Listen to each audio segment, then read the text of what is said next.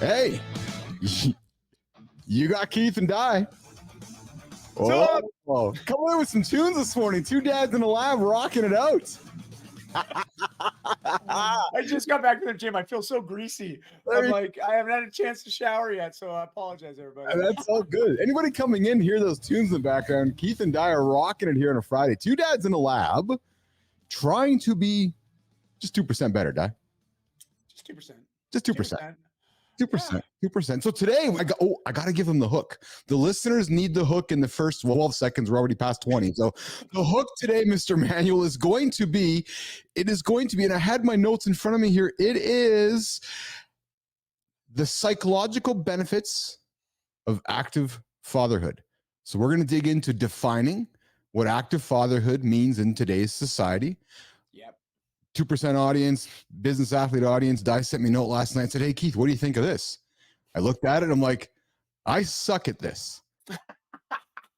Hey, man, we're all working on it, okay? That's all that matters. We're working on it. Yes. But I admit that to you, my friend, because I say that right to start the show, because somebody listening to you and I right now who's thinking, wait a minute, if he sucks at this, he's going to talk about it. It made me nervous, Di, because we're talking about emotional engagement. We're talking about sharing parenting responsibilities. We're talking about quality time, role modeling, supportive partnership, diving into the psychological benefits of increased emotional well-being, lower levels of stress, talking about parenting in 2024, maybe perhaps compared to how I was taught how to parent back in the olden days. It's different. Especially for fathers, right? There's still a lot of stereotypes or cliches, especially in the developed world, especially North America, where we have very developed and I like to think mature cultures, but no, not always. And because when you look at the family unit in a lot of countries, it's so remarkable how they prioritize family above all else. Yes. And yet, as fathers, and especially in our generation and earlier generation, I look at my own dad. If he didn't work a 60+ hour work week, he didn't feel right. That was his main thing. A lot of these other responsibilities in the household fell on my mom. And that's very typical. We still see that being repeated. And a lot of fathers feel like they need to be the providers, the hunter-gatherers. Right? And often this does detract from the opportunity to really be more than just that, because I think we all have the potential to be amazing fathers, but I think we get stuck in some of these patterns, right? These repeated patterns that we've seen because it's just normalized. Yes. And so I'm excited to talk about it today. So am I. And I think we can tee it up because I'm going through it right now, Di. I'm starting a new business, the Business Athlete Performance Lab. We're growing rapidly. We're going hard at it. And right now, for the last number of months, admittedly, and I'm going to be raw in front of everybody and vulnerable, that I've been sucking at the fatherhood, probably husband side of things, because I've been so focused on hunting and gathering, because that's what I've always believed I've needed to do. And then in my head, I'm like, okay, I'll keep doing this until I just get to the first step, and then I can start balancing my things out again. And I know I'm failing at it. And I'm going to say it out loud to the audience, and I'm going to say it to you. I know I'm failing at it right now, and I got to get better at it. So expand on that. I appreciate your vulnerability and openness on this. And believe me, I've had periods in my life where it felt like a roller coaster. You'd be periods where I could be really engaged with my family, and then certain stresses, anxieties take over. And then I'm not. So it's very, listen, man, we all get there. Yes. And so when you say you feel like you're failing, what does that mean though? Like, what do you mean specifically? Yeah. So when you talk, we talk about role modeling, right? So we're here to say, okay, so we're role modeling for our kids. In my head, in my little puny 2% head, Mr. Manuel, I'm saying to myself, well, I'm showing my kids how to show up. I'm showing my kids how to work. I'm showing my kid how to put the reps in. I'm showing my kids how to work really hard. Like that principle that I was raised by my family, blue collar, work really hard. But yet I'm questioning right now, but at what point is working? What's the end of working hard? Because I started my previous company, sold it. I've lived a relatively fortunate existence for the last number of years. Now I'm like, all right, I'm going to go back and contribute to society again and show my children who are older now, because I was around often as they were growing up. Dad was always around Di. Maybe just like yourself with your girls, right? Your girls are older now and you're like, hey, I'm in the new phase of my life. I can go work on Di. So my kids are older, even though my bonus daughter is 8. believe that it's my duty, rightly or wrongly, friend, Mm. to demonstrate to my children that you got to go to work and you got to go to work hard every single day. Yeah, and I think a strong work ethic is important. We live in an economy, and a global economy at that, where we do often have to produce something to be remunerated, or Yeah. as they say in the Ikigai, like I love that Japanese philosophy, right? Like Yeah. they always talk about this thing that we do as far as work's concerned, and how Yeah. do we impact the world, and what are some of our primary values? And we got these sort of four quadrants, and we're always looking to hit the middle, right? Yes. But unfortunately, this lack of harmony at times, or this pull to one side, will detract from the others. That's And, exactly and so I think it's a matter of us started even pulling the layers back and say, well, if we think about our own father experience with our own fathers or it. Mhm. father figures, Mhm. what was that experience like? And what do we remember most about them? Like, I do remember my dad working really hard, and I was always proud of that fact because Yeah. he did. He provided a great life for my family. And that was his priority, though, was to provide for the family. But when it came to the emotional connection, Mhm. the psychological support, and I'm being honest here, I never really could have those vulnerable conversations with my dad. And You know, neither because did he I. wasn't comfortable having them, and I could pick up on that vibe. So, of course, I felt uncomfortable having those too. Mhm. Mhm. And that perpetuated. So even when I started having my own daughters, my 2 Mhm. daughters, Mhm. there was a long time where I would struggle with being vulnerable with them, or admitting I made a mistake, or just listening, just being an ear or a shoulder for them to cry on, Mhm. and being able to talk through that with them. And so as much as I've shown them a great work ethic, it's like, was I able to show them also what a great man can be, someone that's in tune with other things in his life? So that And so that that's been my vision and what I've been working on, honestly, yeah. the last 15 years, very intentionally. And I have some good days. I have some great days. And I got some days where I'm not performing very well, Keith. And Yeah. so for you, that I know that's important, and I commend you for that. But what else? You think about what your own father or fatherly figures that you've been around, what sticks out for you most about those relationships? I'm appreciative of what you said though, because you've lightened my load on because I feel like I am emotionally connected to my children. I'm a big like you, my father was not an emotional communicator to me, right? I don't know. Sorry, Dad, if you're listening. I don't know if my dad ever said I love you. Like, listen, it is what it is, right? So I had to manage that for a long part of my life. So I made sure my children know that, like, I love them, and I talk emotionally connected to them. I think where I've been struggling with Di has just been the commitment, and this is just great chat right now because a lot of guys listening to you right now who are working real hard trying to build their business, and Mhm. I'm putting myself out there, and I feel like maybe I'm not failing, getting feedback from my family and from my wife that things I could be doing better. And it's a struggle. But I'm appreciative of your comment that as long as that emotional connection there, right? Because I do talk to me and I do check with my kids saying, Dad's got his head down right now for the next indefinite period of time. Do you want to talk? And they're good, they're supportive, but I still feel like it's my own mirror. And if I'm to tie back to last week's episode, Di, I've been reflecting on your advice to me and your advice to our audience about just time management and time Mm. blocking and looking back at the colors on your calendar about, gee, why am I feeling shitty right now? Looking back at my colors, going, my colors are off.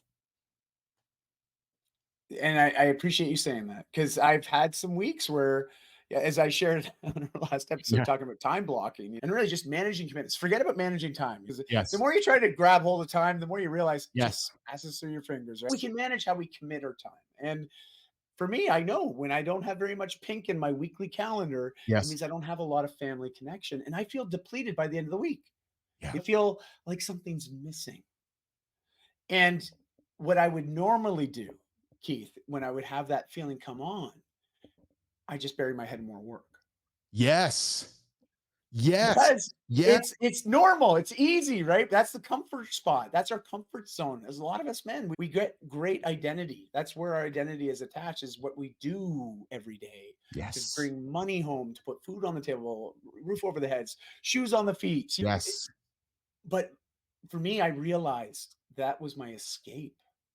It was because I was too intimidated to make the changes, or to have the uncomfortable conversations, to go to that place of feeling uncomfortable, because whenever you do anything for the first time, it feels crappy. Okay. It does. It doesn't feel like, man, sign me up. I want to do more of this, please. Like, Yes. it's just, it's not, but it eventually gets to a place, the more we push ourselves, it will become more normal and we will get better at it, like any other skill that we want to develop. And, but it does take honesty with oneself to say, huh, yeah, this doesn't feel very good right now. But what's worse, me growing up and not having a relationship with my daughters? Yes. No, that's not acceptable for me. So I'm going to get uncomfortable, and I've been very uncomfortable. Okay, Yeah. many times. Yeah. Okay, but every time it gets me one little step closer to being that kind of father that I want to be. The kind of father you want to be. And I really love that you use the word intimidated. That's a, it's like the other I word, intentional. Because when we use that, it's a scary word when you use it, because when you use it, you got to follow through with it. But That's then when right. you're intimidated, it's hard to be intentional because you're scared to get there in the first place. Yeah. Yeah. And maybe that's been some of my feelings lately. So when I look at the question you posed in your little note you sent to me here, and I'll throw it up to the audience, like, what is Yeah. active fatherhood?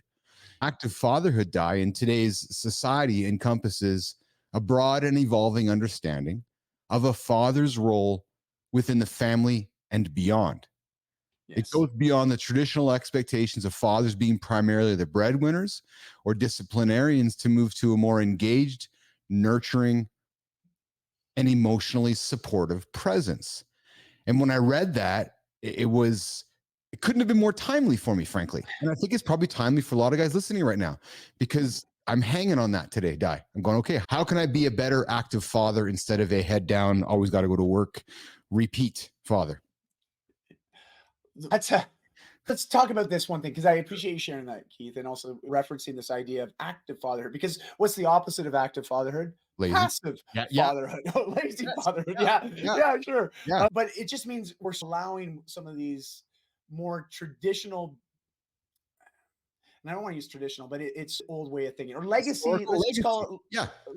legacy identities. Yeah. Especially when we think about patriarchal and matriarchal relationships. And Yes. again, I don't want to get into the gender conversation because I do want to be fully inclusive, but we're talking about really as two men that identify as men right now. So we're sharing from our perspective. So when we think about what makes us a human being, there's so many qualities that make us human. And that's the nice thing about humanity. We're not just one tone. We are a palette of a million colors. And but sometimes we just like to paint with two colors. Yes. And so when we start thinking about how we're limiting ourselves and our own personal and professional development, because when you think personal, sure, there's one side of that.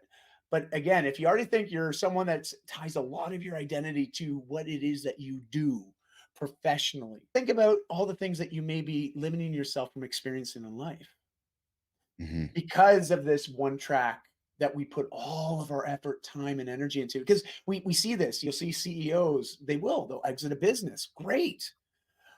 They might have a bit of an identity crisis. We see professional athletes, we hear about this all the time. It's like they've spent their entire life getting to the top of the top. They have a great career. Maybe they get a career of 10, 15 years. They retire at 35 and they're like, who am I now? I was that. And that's what I mean is that so to my kids, as my kids were growing up, I was the guy running the social media company. Then I sold it, exited, and then I was basically around raising them till they became teenagers. And now I'm trying to show them that, okay, so because they didn't see dad's work ethic, they didn't see what dad did before. So now in my mind, rightly or wrongly, in my mind, I need to identify with, okay, I got to show my kids I'm building my business so I can show them how to do it. Right. And I think that's great. But think about all the things that you did for those years where you were fully engaged with them because you weren't Yes. going to work every day. Yes. And let me ask you this, is there a way to have a bit of both of that where That's you why are this now? That's why this was a good reminder when I saw your note. And then you segue back to our conversation last week about calendars and colored calendars and time. I'll tell you, you created a level of awareness in my head today and this weekend going, okay, I can be and I can do a better job of being an active father instead of a Mm, passive father. And again, when you and I started the show, that was our mission here, was to have yep. conversations, to put light bulbs in for guys listening right now going, maybe what Manuel or Billis are saying right now is resonating. They're offering up their vulnerability. Maybe I'm being too passive, because I'll admit right now to you in the audience, I have been too passive lately. Mm, thanks for owning it. And to be fair, my focus has been on my podcast and growing that the Mhm. last summer months. But I've been in a bit of a different situation because both my kids are off at university now, right? So Yes. there's this ability, but it's funny because they came back for Christmas break, they were back for reading break, and I found myself still filling my schedule with all these other commitments, but not prioritizing some time to be with them. And so I had to rejig things. I did. I consciously said, "Oh my gosh, what am I doing? I know how I'm going to feel after this. They're going to leave after the week that they were home visiting, and I didn't spend that much time with them." And it might be a few more months before I see them again, besides seeing them on a Zoom call or FaceTime. And so I intentionally then rescheduled and restructured my weeks while they were here. But that was something that I did because I knew emotionally and psychologically I would be very disappointed in myself. I'd feel like Mhm. there was a bit of a hole there, a missed opportunity after those weeks or time had spanned. And I think sometimes we don't think about Yeah. the future self of us, like what happens a week or two Yeah. into this commitment, Yeah. right? And when we're talking about what are the components of active fatherhood, there's no any one definition, but No. we talk about this idea of emotional engagement. Well, yeah, being emotionally supportive for our kids. Who do they turn to when they have a really challenging day where it's been emotionally charged? They're feeling really low. Well, how do we help them there? Do we avoid it, say, go talk to your mother? Or can we as men step up and say, hey, tell me what happened? Let's talk about it. So here, I have a daughter. I have two daughters. Yeah. I have struggled with that with my daughters. You have Mhm. two older Oh, daughters. I have, and I've struggled with them too, honestly. Like being able to like have sitting down and having that like having the emotional connection with my daughters instead of just the surface connections, right? And I work at it and work at it, and I think I suck at it. Maybe I do some days, maybe I don't, but I'm just being vulnerable. How do Yeah. you do it with your two daughters, Di? It's still a work in progress. Like I told you, intentionally, the last 15 years, I've been working on it, Every single working on me, yes, but also just recognizing when they're having a challenging day, just to give them the space as well as give them the energy to say, hey, I'm here. Did you want to talk about it? yeah, And I'll tell you, the first few times you do it, or the first dozen times you do it, it feels like really unnatural. That's how I felt. I felt like this is really weird. It feels like I'm trying to force square peg into a round hole. It just yes, doesn't feel right. But it's okay. I was again trying to shift a paradigm, trying to shift my own beliefs of myself because I started asking questions 15 years ago when I got sober. yeah, Finally said, okay, I've had enough of the booze. I got to just get clear on who I am, what I want in my life, because this has been a big distraction. You remove the distraction, you can start to ask yourself serious questions. Okay, well, I feel like I'm a good guy. I feel like I'm a good man. But what if I wanted to be a great man? What would that be? What would it mean to be a great father rather than just a good father? And those are questions I have to ask people. It's like, how many times do we sit down and ask ourselves that? that's why this is a great topic for today because I think going into this discussion in my head, I think I'm a good dad. I know it's funny because the trailer I played back when I promoted our discussion and Yeah. what hooked me when I first started talking to you was my admission to you that I felt like I sometimes wonder if I'm a good slash great dad. Right. So when you look at this here, the active fatherhood, it makes me curious for you, Di, as you're going into this next phase of your life with your daughters Mhm. older, Yeah. this new definition of active fatherhood with you and your older daughters now. So now how is Di being a dad of older daughters that aren't living with him? And what does active fatherhood be redefined for you? Great question, Keith. And a big part for me is the role modeling and mentorship. Okay. That's how everybody learns. So I have to also think about myself and my own standards and how I show up. And which you talked about, and I know Yes. you do this with your family all the time. You show up as you. Yes. You Yes. show up as a great dude, man, that's there to support them. And that takes choice. It also takes a lot of intention and it takes action. You actually got to do it Yeah. and do Yes. it consistently. And so when we put on that layer of role modeling and mentorship, it's really like, how do we show up? What are they seeing and observing? And realize a lot of the kids today, they're online. I know my kids look at all the stuff I post. I know they do. They do. They don't always engage with it, but they do. They'll comment like, "Oh, Dad, I saw you went to that show last week. What was it like?" "Oh, I had no idea, but they follow along because they're very active on the channels, and so they're getting inputs, a lot of inputs from a lot of different places. But you have to ask yourself, who do you want giving them the big ideas or talking through some of the big ideas, the big concepts? And my wife and I always are asking ourselves, and she's actually the one that really has been helping me with some of these shifts I've been making because she's very good at saying, are you being the type of man that you'd want your daughters to marry? That's like, man, not today. But it's a simple little question, but man, it shifts me right away. It triggers me a little bit. I'm like, oh, damn you, Christy. But I'm like, you're right. I'm not being that guy right now. And some of the conversations with my daughters now are about their boyfriends, are about their relationships that they're now exploring as young adults. So the conversations have shifted a bit, but because I've put this intentional time in, I don't feel as uncomfortable as I used to with the conversation. I still feel uncomfortable, okay? Full disclosure, guys. I do, man. Yes. But I'd hate to not be that version of a father for them that they could count on calling if they have a bad breakup, if they have a fight with their boyfriend, if they get mistreated at school. I want to be that guy for them. Yeah, yeah. Our goal with these shows was 25 to 30 minutes, and we're coming up. And you said something that I really believe we need to hang on, Di, for our audience as an action item, which is this question to the audience. Are you showing up every single day for your daughter or son being the man you would want them to marry? Right. Yes. Right. Well, yes. Not your I know boy. what you mean. Yeah. I totally get it. Oh, it could be that way too. I mean, My boy, though. Like I try to model my behavior for how I want my boy to treat his future spouse or wife. Perfect. Same kind of thought process. Same thing. That's what I guess is our action item for the audience is I'm hope as you're wrapping up our conversation, they're going back, hanging up the old podcast machine going, am I being the kind of dad I want to be for my daughters right now? And am I being the kind of dad that my son is going to be for his girlfriend one day? That's right. And I think that's a wonderful way to position it and just put things into perspective very quickly with that one little question. Right? And it's a question we can ask ourselves all the time too, just because we're constantly doing certain actions and those things are being seen by our family, whether we admit it or not. They take note, especially kids are freaking sponges, man. They pick up everything. And one thing I like to invite people to do is like, even if this type of conversation, just to even sit down and look your son or daughter in the eye and say, hey, how you doing?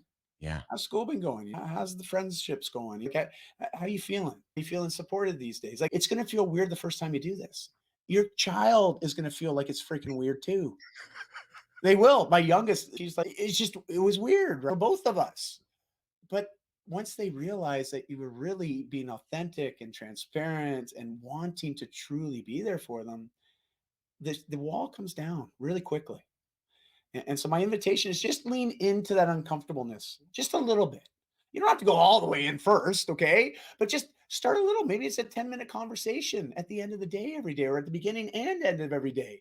But just start to create that intentional energy that's very positive because it will grow and it will be reciprocated from your family, which is amazing. I can honestly say that. Yeah. Di, great advice, man. Good final words for our audience to hang on to today. Gentlemen, ask yourselves the question, whether you're being the man you want to be for your daughter, whether you're being the man you want to be for your son, and reflect upon that. And it's the best way to act upon today's show. Listen, nation, 2% Nation, you will find Keith and Di on this show every Friday, dropping Friday, podcast dropping Friday. But you got to go check out Di's show, the 2% Solution. It's rising fast on the charts across the world. He's helping people get 2% better every single day. Not 10. It's the goal. It's the goal. You got to go listen to somebody else's show for 10%. Di just gives you 2. Hey, man, I can only manage 2. Okay. So that's it. And if you're looking for interesting conversations with interesting people, hey, this is how Keith and Di met. You can come join me in the lab here Monday to Monday, noon Central Time. We're having great conversations with great people. So your show is freaking awesome, Keith. Some of the conversations I've been just checking out, it's like I learn something every single time. Yeah, every single time. I had an 83-year-old bodybuilder on yesterday. What? Oh, I missed that one because I had a full work day yesterday. But dude, I got to go back and watch. Oh, 82? 83. But get this. He survives the Nazi occupation in World War II. Canada liberates his country. Like, I love Canada. He comes to Canada and he says, I want to start with nothing. He ends up in BC. I want to start with nothing and I want to start a lumber mill. The guy's like, go to Port Nelson. So he goes to Port Nelson and starts a lumber mill. What? That's exactly crazy. So he's way up on the island. That's awesome. Dude, He's way up there. God's country up there, man. That's where I love going hiking. It's so beautiful up there. There you go. All right, everyone. We're going to get out of here for the week. We'll see you guys next week. And I got to get this up here one more time. We're going to play this out of here. All right, guys, we'll see you later.